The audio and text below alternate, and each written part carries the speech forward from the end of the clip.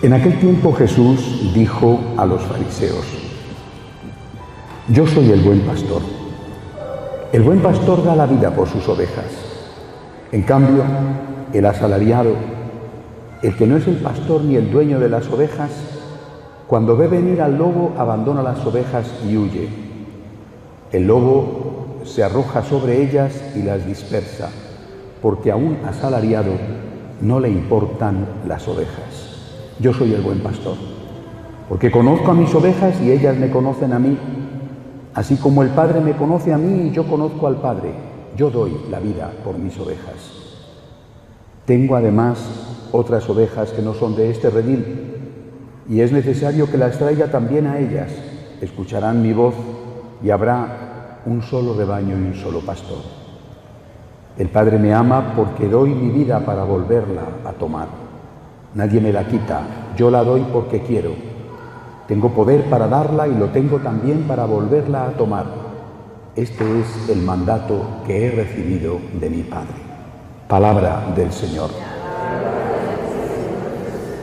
Continuamos con este Evangelio meditando sobre esa imagen de Jesús como el buen pastor, imagen que Él aplica a sí mismo. Él es el buen pastor y Él, como meditábamos ayer domingo, lo es porque da la vida por sus ovejas.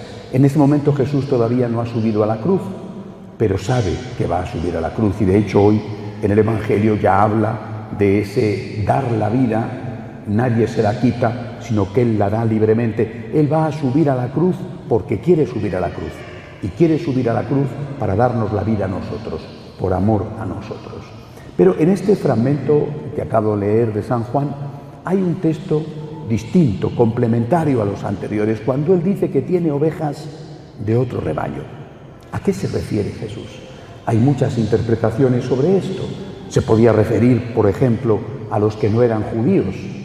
En ese momento está hablando a judíos, y podía referirse a los que vendrían después, a partir de la predicación de los apóstoles, San Pedro, San Pablo, a los no judíos. Probablemente a eso se refería. Es decir, a todos nosotros que no somos judíos. Ya el Señor nos veía que su pueblo, el nuevo pueblo, no iba a estar solo limitado a los judíos. Se refería también Jesús a otros que no iban a creer en Él como cristianos, pero que iban a creer en otros dioses. En ese momento todavía no existían los musulmanes. Mahoma es muy posterior a Jesucristo, pero ya existían otras religiones, y también Jesucristo podía ver lo que iba a ocurrir en el futuro, por ejemplo, con los musulmanes. ¿A qué se refería el Señor? Realmente, repito, no lo sabemos, a qué tenía Él en la mente cuando hablaba así. Pero sí podemos decir algo, aprovechando este Evangelio, podemos decir algo sobre si se salva o no se salva la persona que no cree en Jesucristo. ¿Se salvan los musulmanes? ¿Se salvan los budistas? Incluso, ¿se salvan los ateos? ¿Se salvan los protestantes? ¿Se salvan los que no son católicos? La Iglesia sobre esto tiene una respuesta.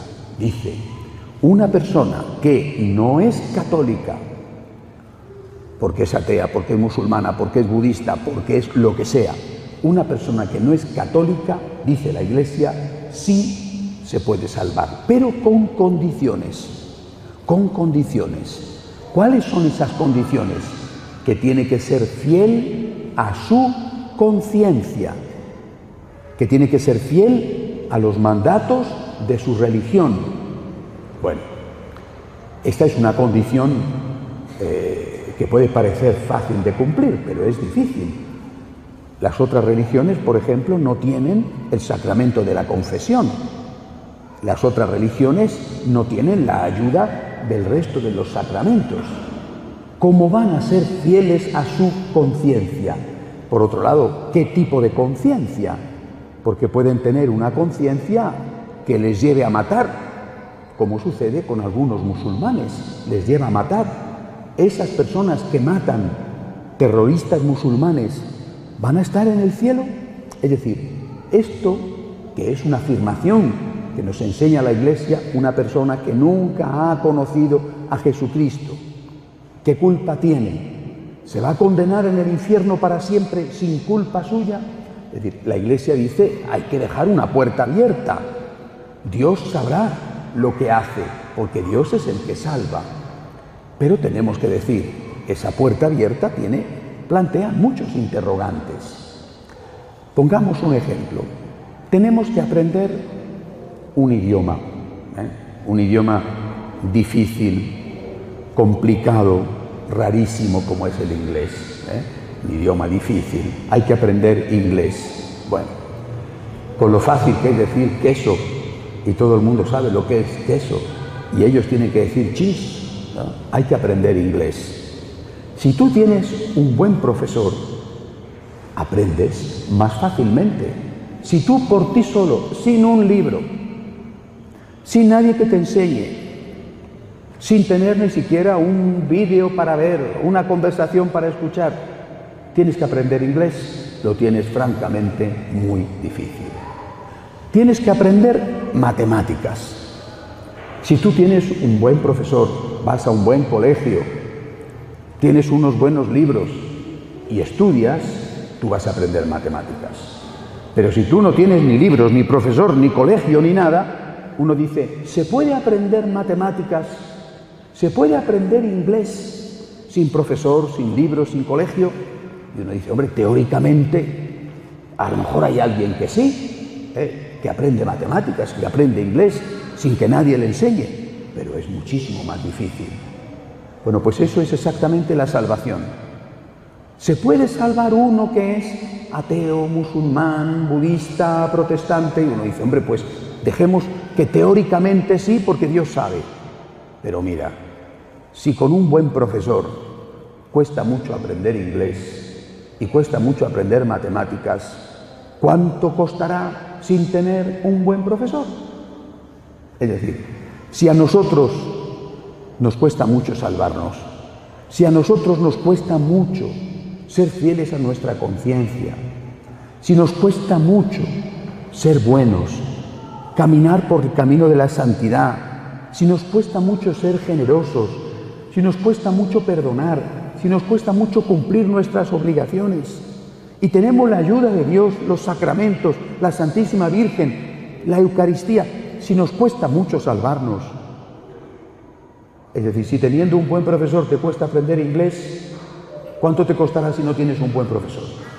Si nos cuesta mucho salvarnos, ¿cuánto le va a costar al otro que no tiene nada o muy poco de la ayuda que nosotros tenemos? Por eso yo creo que lo que tenemos que hacer es estar cerca del buen pastor, estar en la iglesia y además ayudar a otros a que vengan a la iglesia. ¿Has encontrado un buen profesor que te enseña inglés? ¿Y ves otra persona que quiere aprender inglés? Le dices, ven, que tengo un buen profesor. ¿Has encontrado un buen profesor que te enseña matemáticas? ¿Y quieres que alguien aprenda matemáticas? Le dices, ven, que tengo un buen profesor.